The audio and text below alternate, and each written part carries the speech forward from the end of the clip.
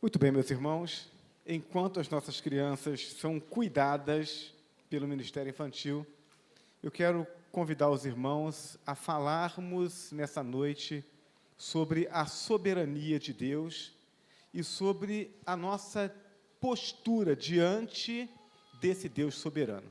Então, para fundamentarmos aquilo que pretendemos compartilhar com os irmãos, eu separei dois textos, um texto no Velho Testamento, no livro do profeta Isaías, e outro texto no Novo Testamento, na carta de Paulo a Timóteo. Eu quero fazer a leitura, portanto, primeiro de Isaías, Isaías 46, versos 9 a 13, e o texto diz assim: Lembrai-vos das coisas passadas desde a antiguidade, que eu sou Deus e não há outro.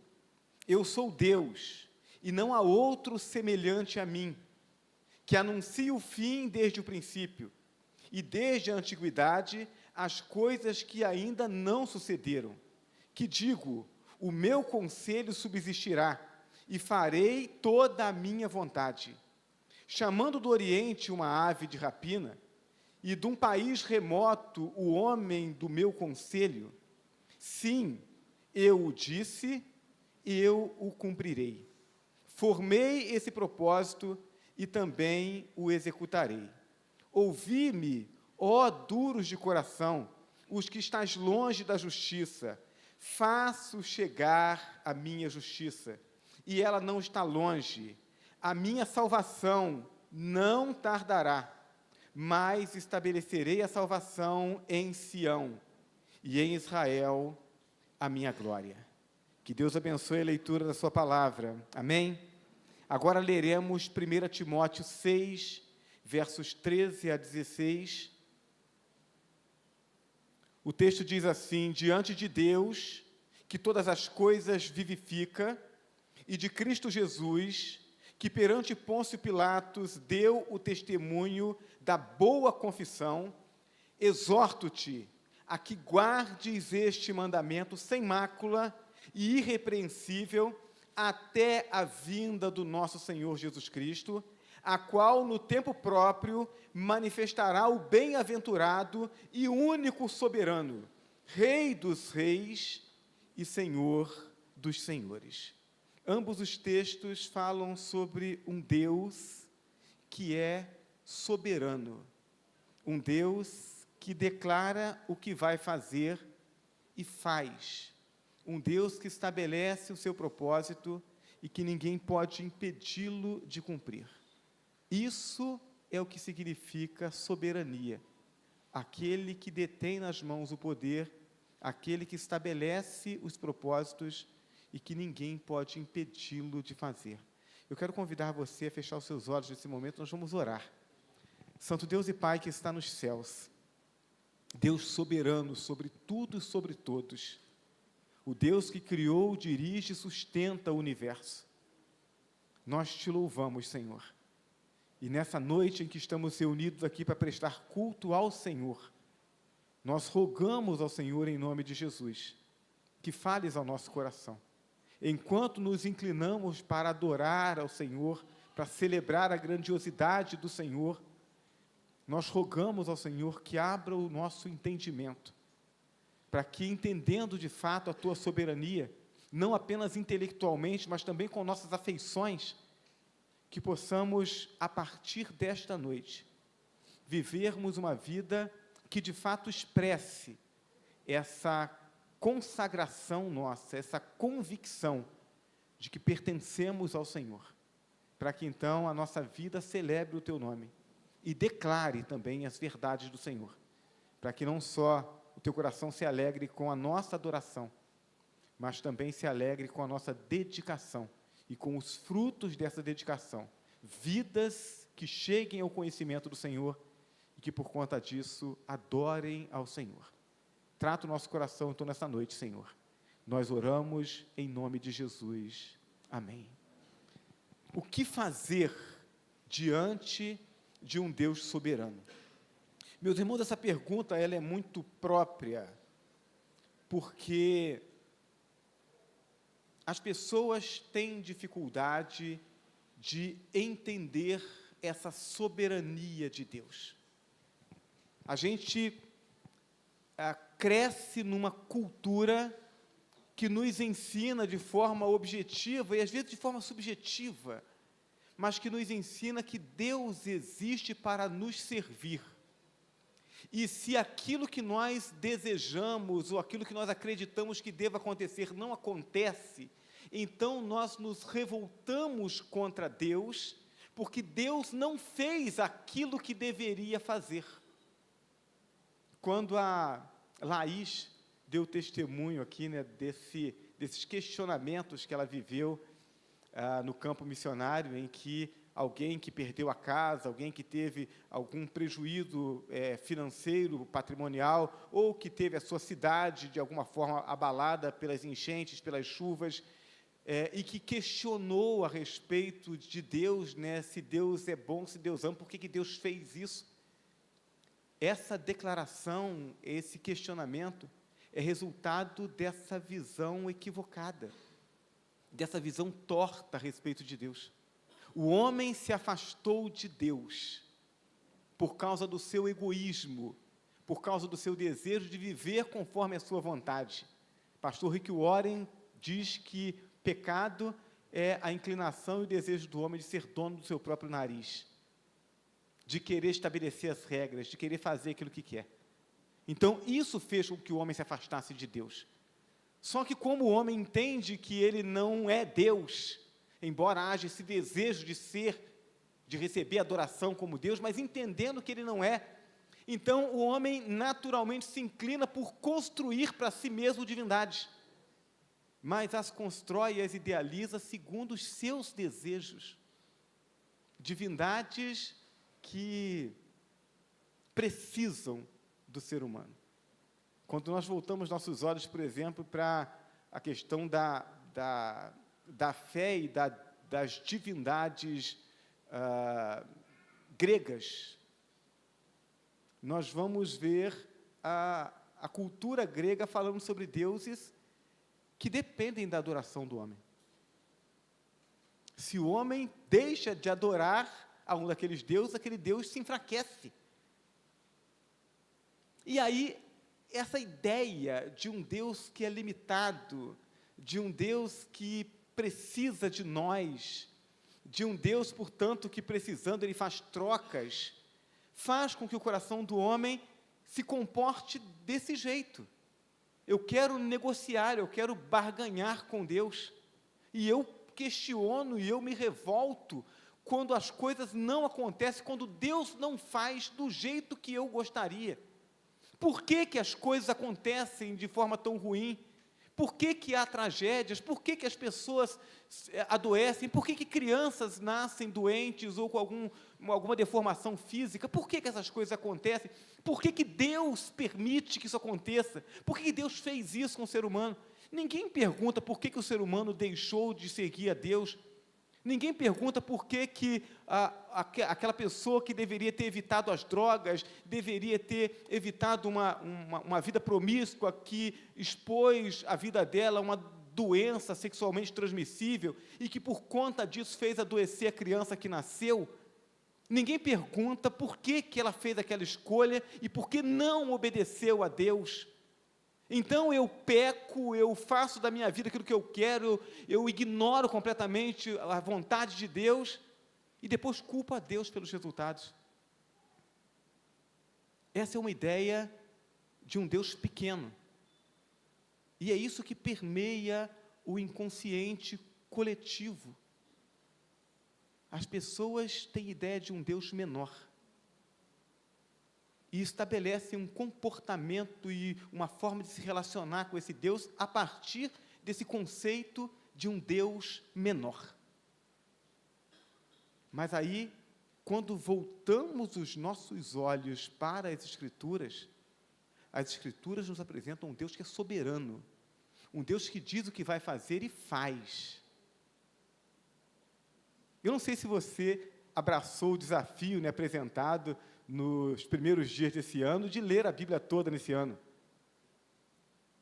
Eu estou lendo. E aí, né, estou lendo ali o Pentateuco, e aí eu cheguei naquele momento ali em que, depois de Moisés ter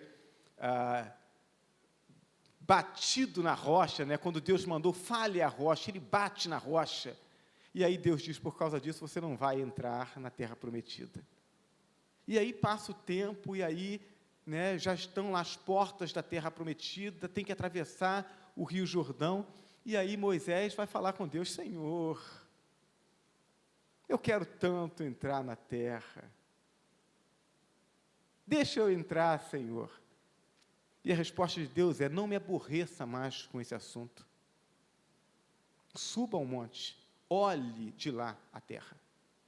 Veja a terra que o povo de Israel vai receber por herança. Mas você não vai entrar. Não me aborreça mais, eu já dei a minha palavra. Puxa, que Deus duro, é um Deus soberano.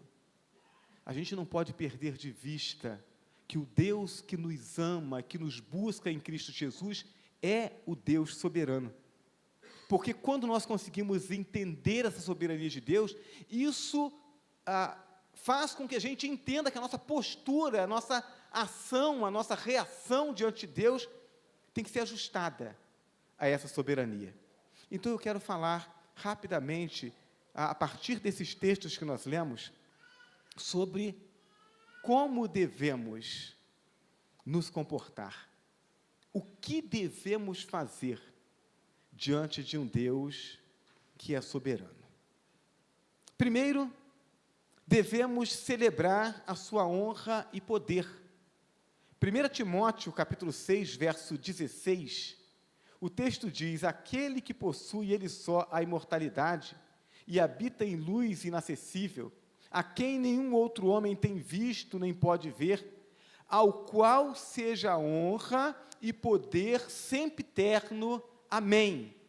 É assim que Paulo, escrevendo a Timóteo, ele fala a respeito do que deve ser a postura do ser humano diante desse Deus soberano, o qual, ou ao qual, seja a honra e poder sempre eterno.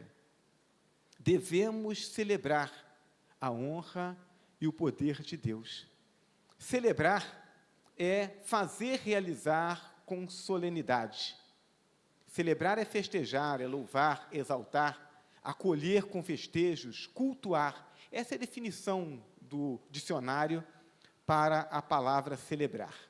Celebrar a honra e o poder de Deus é fazer tudo o que descrevemos acima, tendo como elemento de destaque a honra e o poder de Deus. Então, devemos realizar com solenidade a Deus. Quando nos reunimos para culto, isso é um culto solene. Isso aqui não é um lugar para a gente ouvir uma palestra e cantar algumas músicas. Esse aqui é o lugar onde o povo de Deus se reúne para celebrar a Deus. Tanto aqueles que estão aqui na frente cantando ou pregando, quanto aqueles que estão sentados no banco sendo conduzidos, todos dirigem aquilo que está sendo feito a Deus. É para Ele. Então, é honrar a Deus, é festejar a Deus, é louvar a Deus, exaltá-lo.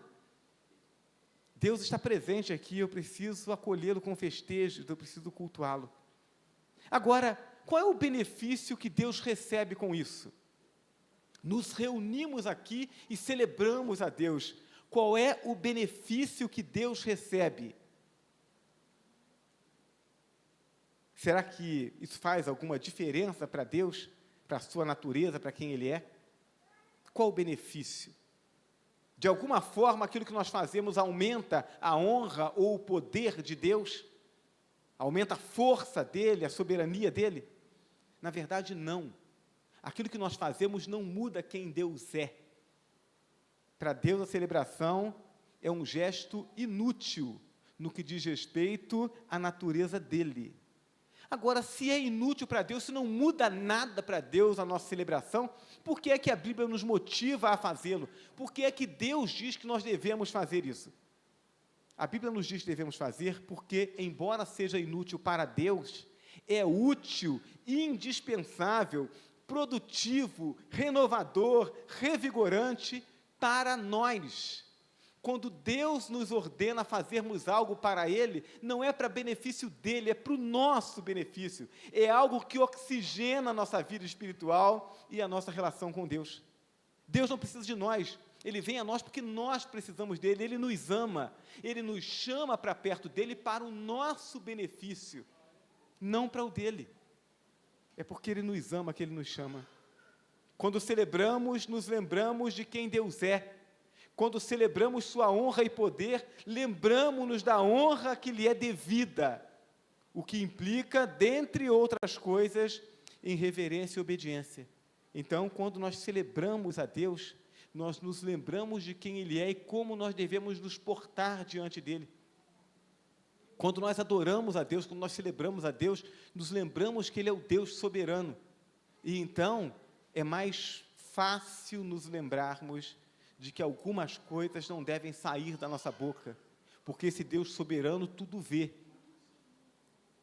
Nos lembramos de que não devemos cultivar alguns pensamentos, porque o Deus soberano sabe de todas as coisas. Quando nos lembramos da soberania de Deus, quando nós o adoramos, isso nos faz repensar sobre nossas atitudes, nossas escolhas, os lugares onde nós colocamos a planta dos nossos pés ou colocamos as nossas mãos, porque sabemos que esse Deus tudo vê. Então, essa honra a que nós nos lembramos, nos faz lembrar disso, de que precisamos viver uma vida santa. Também nos lembramos do seu poder infinito, e que tudo está em suas mãos, e isso implica em temor e confiança. Temor não é medo, medo me faz fugir de Deus, o temor me faz reconhecer quem Deus é, e me lembrar de que Ele me ama, então Ele cuida de mim, e eu me aproximo dEle com temor, e com confiança, eu sei que Ele cuida de mim, então não importam os problemas, as lutas, as dificuldades, Deus está no controle, no final tudo dará certo, se ainda não deu certo é porque ainda não chegou no final. O irmão Lúcio me falou isso hoje. É assim. Por quê? Porque nós sabemos que Deus está cuidando. Quando cantamos Celebrai com júbilo ao Senhor, né? Escolhi uma música que é antiga, né?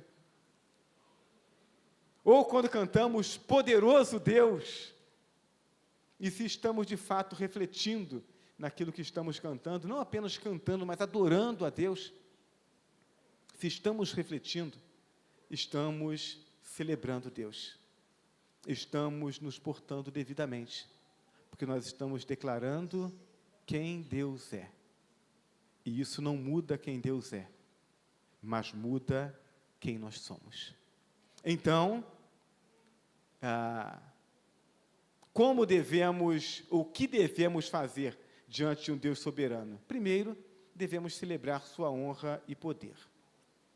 Segundo, o que devemos fazer diante de um Deus soberano? Devemos confiar que Ele cumprirá os seus propósitos. O Deus que prometeu, o Deus que estabeleceu o seu propósito, Ele cumprirá. O Salmo 46, verso 11, nos diz assim: chamando do Oriente uma ave de rapina, e de um país remoto, o homem dos... Aliás, Salmo, não, perdão, irmãos, Isaías, né? Chamando do Oriente uma ave de rapina, e de um país remoto o homem do meu conselho, sim, eu o disse, e eu cumprirei. Formei esse propósito, e também o executarei. Muito bem. O que isso significa? O que isso implica? Implica em não resistir à vontade de Deus. Deus está dizendo, eu disse que vou fazer, e farei. Eu estou conduzindo a história. Se eu entendo isso, eu não resisto à vontade de Deus, mas eu caminho na direção que Ele aponta.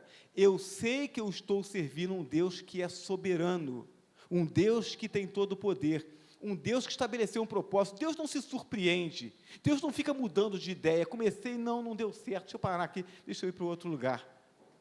Deus estabeleceu um propósito que é eterno, e Ele conduz a história segundo esse propósito. Então, quando eu entendo isso, eu não fico resistindo à vontade de Deus.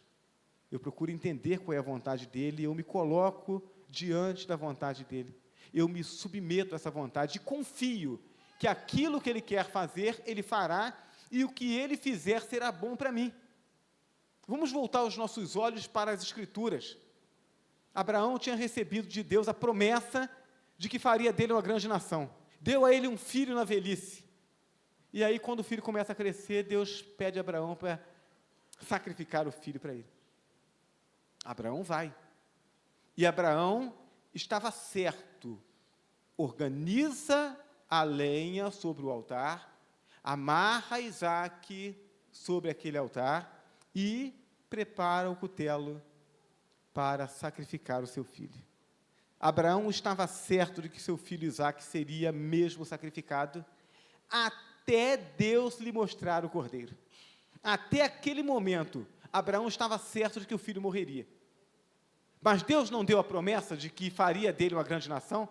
Então Abraão está confiando que Deus sabe o que está fazendo. E ele obedece. E aí Deus faz aquilo que ele quer fazer. E o nome dele é glorificado. Sadraque, Mesaque e Abidnego estavam certos de que morreriam na fornalha, até que Deus interveio, e o fogo não lhes consumiu. Por inúmeras vezes, o povo de Israel se via derrotado nas batalhas, até Deus tomar o lugar ao seu lado e produzir a vitória. Os parentes e amigos de Lázaro já estavam conformados com a sua perda, até que Jesus mandou remover a pedra e chamou Lázaro para fora. Então, Deus é soberano, Ele cumpre o propósito dEle. Eu não sei o que Deus fará daqui a 1 minuto, daqui a 10 minutos, daqui a um dia, uma semana, um mês, um ano. Eu não sei o que Deus fará, mas o que eu sei é que esse Deus todo-poderoso, que tem um plano para toda a história, Ele declarou que me ama. Ele se revelou a mim. Ele é soberano. Eu preciso me submeter à vontade dEle, aos planos dEle, acreditando que o Deus que sacrificou o próprio Filho por mim, Ele tem bons planos para a minha vida. Duas coisas precisam ficar claras. Primeiro, Deus está escrevendo a história dEle e não a nossa. Se Deus estivesse escrevendo a nossa história, seria o caos, porque você quer que chova, mas o outro quer que faça sol. Você quer que o país se incline para a direita, o outro quer que se incline para a esquerda. Você quer que o inverno seja mais ameno, o outro quer um inverno mais gelado. E aí, como é que faz? Deus não está escrevendo a sua história. Deus está escrevendo a história dele. Por isso, independentemente do que falemos ou façamos, Deus cumprirá a vontade dele. Então, eu tenho o direito de pedir algumas coisas para Deus. Eu peço o que está no meu coração.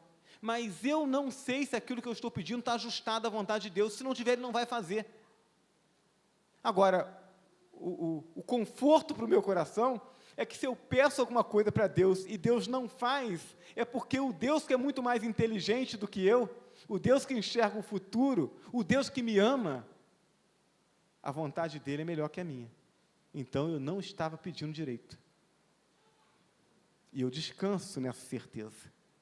Segundo, Deus nos ama, portanto, mesmo que não pareça, a vontade de Deus é boa, agradável e perfeita. Eu olho as coisas acontecendo e eu digo, por que que Deus está demorando para poder resolver esse problema? Por que que Deus está deixando a coisa caminhar nessa direção? Por que que Deus permitiu que isso acontecesse? Deus sabe de todas as coisas. Deus conhece todas as variáveis desse momento da história. Eu não conheço. Eu olho só para aquele pedacinho onde está a minha vida e os meus interesses. Então, muitas vezes, Deus vai conduzir a história numa direção que eu, na minha limitação, não gostaria que fosse.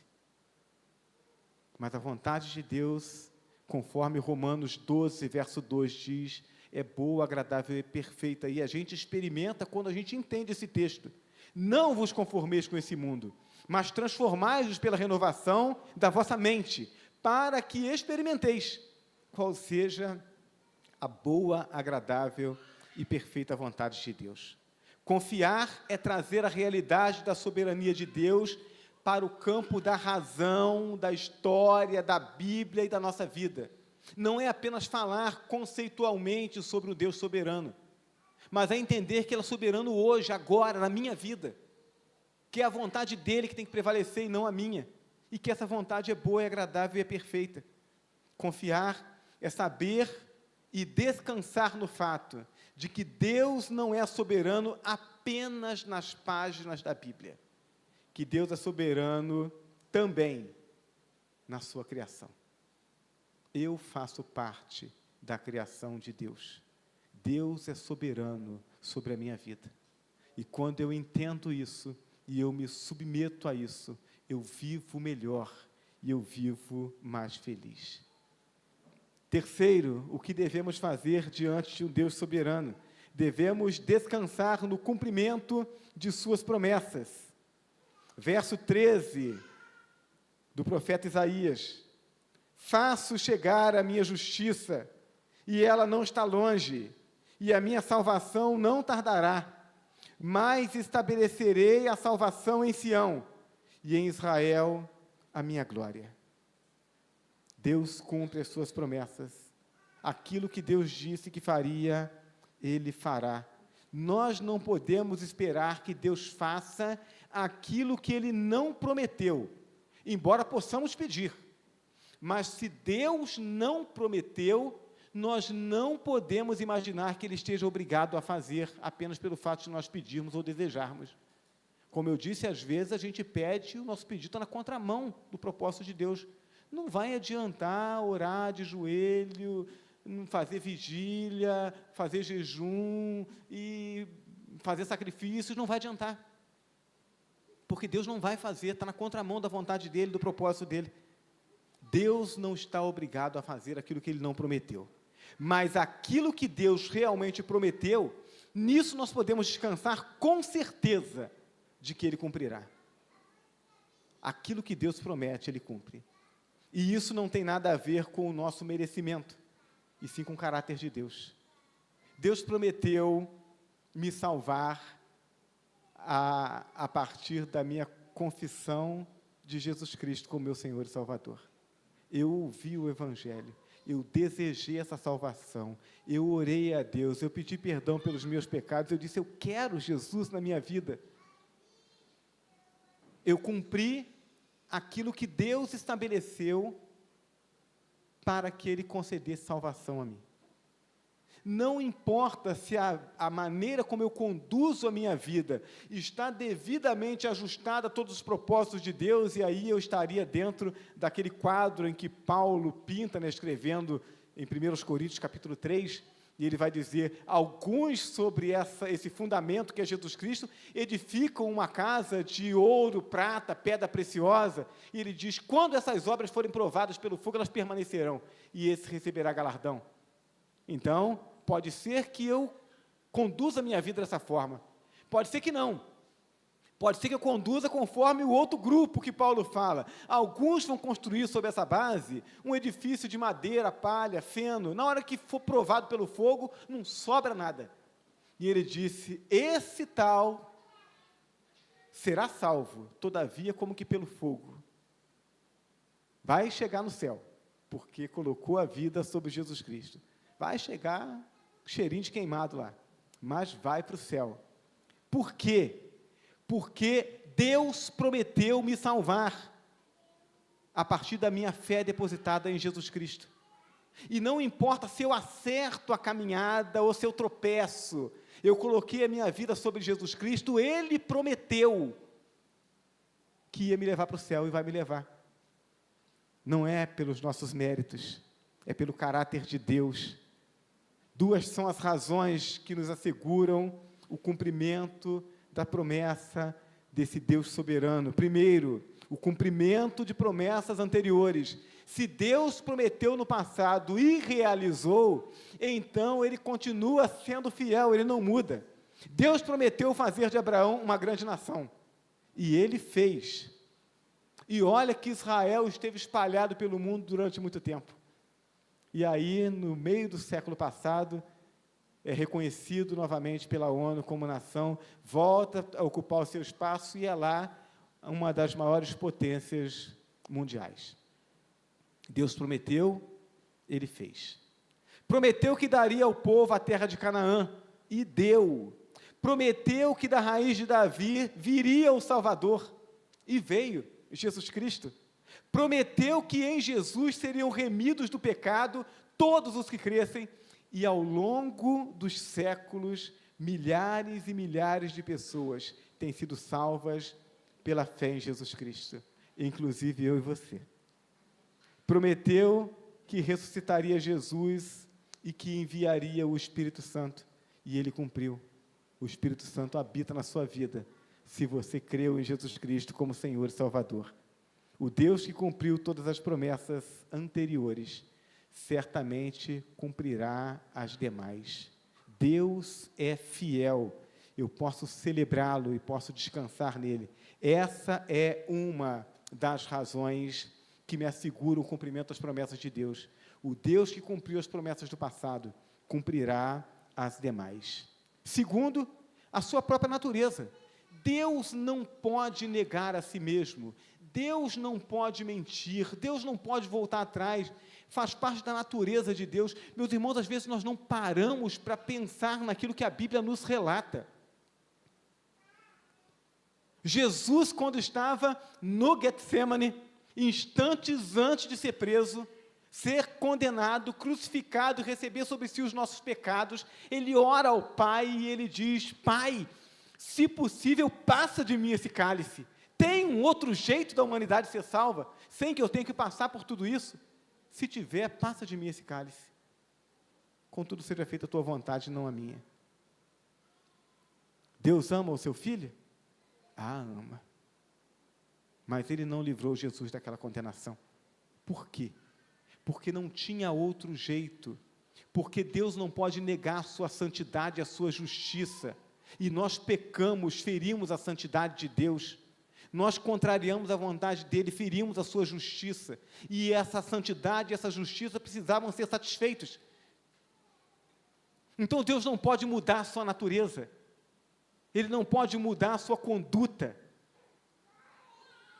Deus não pode mentir. Tito 1, versos 1 e 2. Paulo, servo de Deus e apóstolo de Jesus Cristo, segundo a fé dos eleitos de Deus, e o pleno conhecimento da verdade, que é segundo a piedade, na esperança da vida eterna, a qual Deus, que não pode mentir, prometeu antes dos tempos eternos. Deus não realiza nada fora do prazo.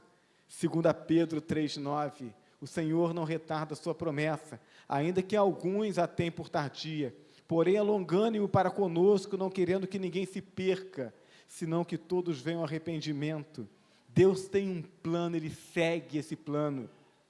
Não tem atraso para Deus. Não há nada que possa impedir Deus de fazer aquilo que Ele prometeu. Romanos 4, verso 21. E estando certíssimo de que o que Deus tinha prometido também era poderoso para o fazer. Ninguém pode impedir Deus de fazer aquilo que Ele determinou. Há promessas gerais feitas por Deus para todo o seu povo. Essas promessas gerais, então, elas alcançam o povo de Deus. Deus prometeu que Jesus voltará e resgatará a sua igreja. Nós somos a sua igreja. Nós podemos esperar. Isso vai acontecer com todos nós. Deus prometeu. Eu não sei que dia, que hora, anseio para que venha logo. Agora, existem promessas particulares. São promessas que Deus faz para você particularmente. Na sua comunhão com Deus, no seu relacionamento com Deus, Deus promete algumas coisas para você. Então, eu não sei o que Deus prometeu para você. Eu não sei o que Deus falou com você. Eu disse para os irmãos, o dia que eu preguei a primeira vez, lá em 1998, lá em Valença, aniversário da Igreja Batista Memorial no Canteiro, eu como seminarista, fui lá, preguei, depois do almoço, fui lá ver o terreno que a igreja tinha comprado. Naquele momento, Deus falou ao meu coração que eu pastorearia aquela igreja. contrariando todos os prognósticos, os conselhos do meu pastor, dos professores do seminário. 6 meses depois, eu estava pastoreando aquela igreja. Quando eu preguei no aniversário da Igreja Batista no Granbury, dezembro de 2022, eu saí daqui certo de que seria o pastor dessa igreja, porque Deus falou no meu coração. Eu sabia disso. Essas são as promessas particulares. A questão é, se Deus fez a promessa, independentemente de ser geral ou ser particular, se Deus fez a promessa, Ele a cumprirá, porque Ele é soberano.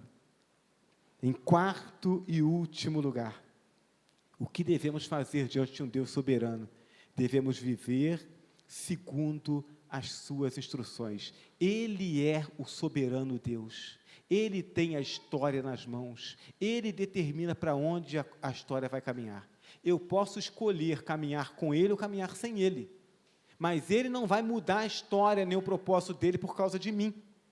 1 Timóteo 6, verso 14. A que guardes este mandamento sem mácula e irrepreensível até a vinda do nosso Senhor Jesus Cristo. É essa a ordem de Paulo a Timóteo, por causa do fato de que servimos a um Deus soberano. O Deus soberano de quem estamos falando é aquele a quem livre e voluntariamente confessamos como Senhor através de Jesus Cristo. Um Deus que não é tirano, antes nos recebe como filhos e a quem podemos chamar de Pai.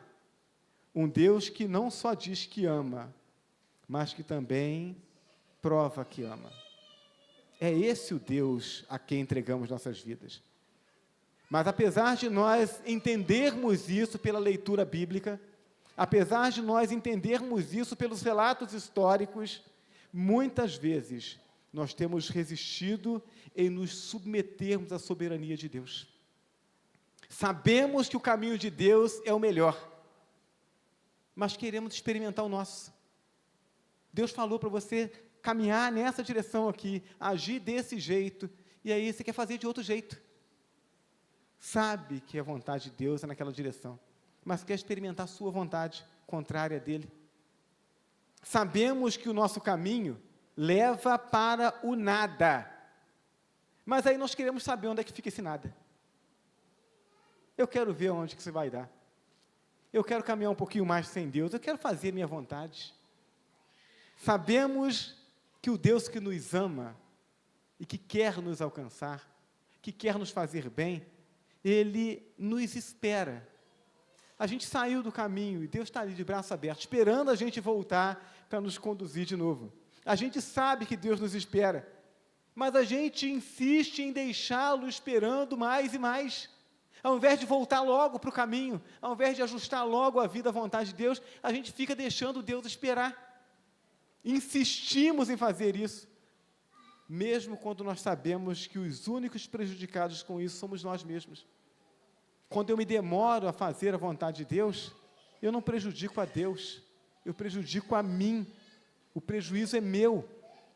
Cada um de nós sabe onde tem falhado, onde tem resistido à soberania de Deus, onde tem deliberadamente contrariado o Criador e Senhor.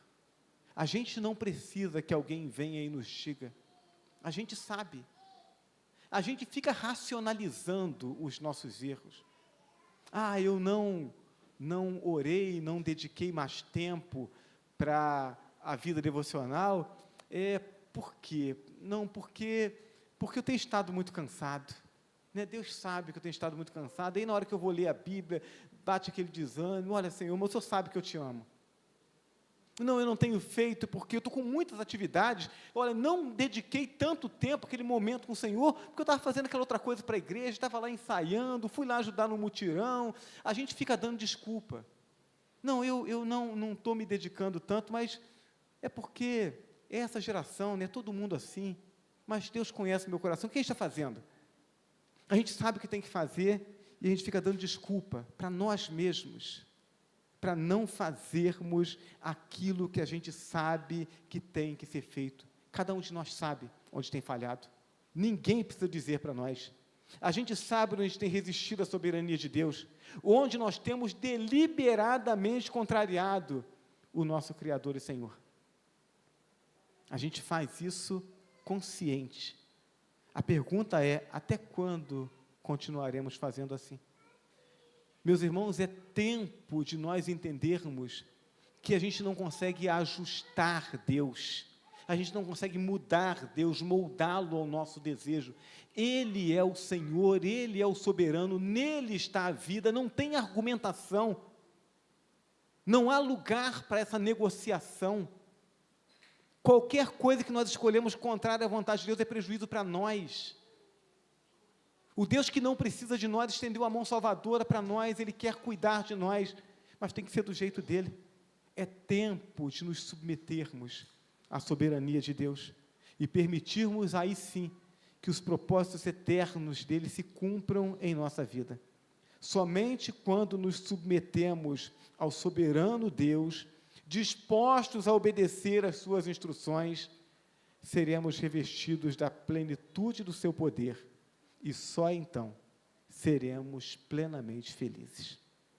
Vida cristã não é definida por conceitos ou por discursos, mas por um viver objetivo de obediência e serviço a Deus.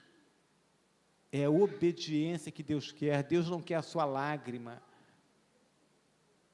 Embora, quando nós derramamos o nosso coração a ponto de chorarmos diante de Deus, é porque estamos realmente comprometidos com Ele. Mas Deus não precisa das suas lágrimas. Deus não precisa que você se emocione com as obras dEle. O que Deus espera para que Ele cumpra o propósito dEle na sua vida é que você obedeça. Que você entenda qual é a vontade dEle e você cumpra. Jesus ilustra isso, ele diz, qual é o filho que alegra o coração do pai? É aquele que o pai falou, olha, vai lá e faz isso e aquilo, e o filho diz, sim senhor papai, vou fazer, e vira as costas e não faz? Ou aquele que ouve o pai e se revolta, diz, não vou fazer, não quero fazer, e vira as costas, vai lá e obedece. E Jesus diz, o que alegra o coração do pai é aquele que foi e obedeceu. Deus não quer que você fique lambendo Ele. Oh, Senhor, que alegria estar na Tua presença. Ah, Senhor, a Tua vontade é tão boa, Senhor. A minha vida pertence ao Senhor. E sai daquele momento e não faz nada do que Deus quer. Deus espera a sua obediência.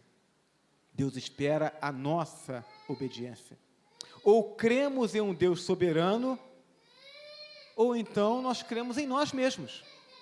Ou cremos em um Deus soberano, que pode nos tirar a tristeza, ou continuaremos tristes.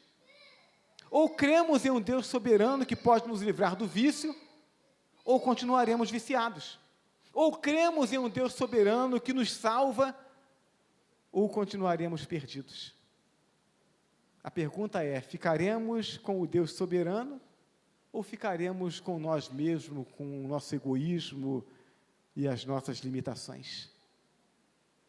É a escolha, e não o conceito, que determinará o curso da vida, bem como o final dela.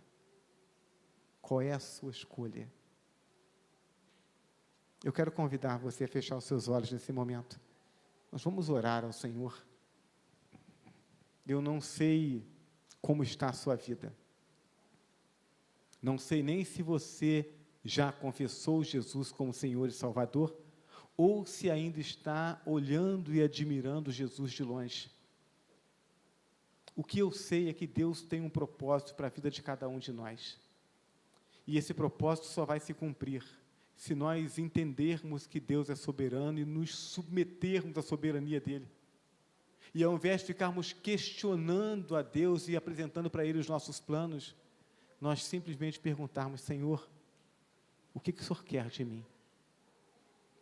Para que direção eu devo caminhar? O que eu devo fazer?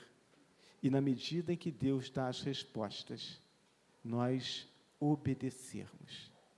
Vamos orar? nosso Deus e nosso Pai que está nos céus.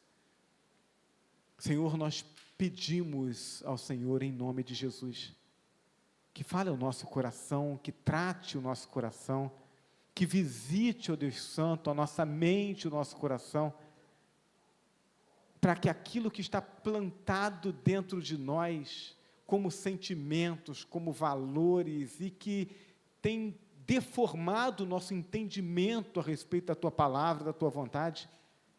Ó Deus, nós pedimos ao Senhor, em nome de Jesus, que essas coisas sejam removidas.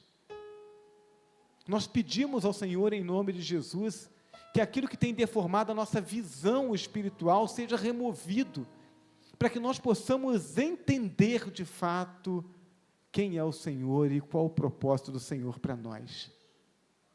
Ajuda-nos, Senhor, para que, independentemente de onde estejamos nessa caminhada espiritual, que a partir dessa noite possamos dar passos objetivos na direção do Teu propósito. Que a partir dessa noite vivamos um compromisso de obediência ao Senhor. A partir de hoje, eu quero entender qual é a Tua vontade, nos detalhes, para que eu possa obedecer, Senhor. Toma as nossas vidas em Tuas mãos, Pai, para que assim possamos viver, porque há dentro de nós um desejo que está na contramão da Tua vontade, e que produz uma crença de que se nós fizermos do jeito que nós desejamos, nós seremos mais felizes, nossa vida será melhor, mas é mentira. Só há felicidade no Senhor, só há realização no Senhor, só há vida eterna no Senhor. Então, ó Deus Todo-Poderoso, ajuda-nos a entendermos isso, para que quando o desejo mau que há em nós tentar nos inclinar em outra direção, nós possamos dizer: não, é a vontade do Deus soberano que há de prevalecer sobre a minha vida. Quando a voz do diabo soprar nos nossos ouvidos, tentando nos seduzir a caminharmos numa direção contrária à Tua vontade, nós dizermos: não, é a voz de Deus que vai conduzir a minha vida. Opera assim em nós, Senhor, porque somos falhos e somos limitados, mas precisamos do Senhor. Então toma-nos pela Tua mão e conduza-nos. Nós oramos ao Senhor em nome de Jesus. Amém e amém. Que Deus nos abençoe. Eu quero convidar os nossos diáconos para que estejam aqui à frente. Nós vamos participar a partir desse momento da celebração da ceia do Senhor.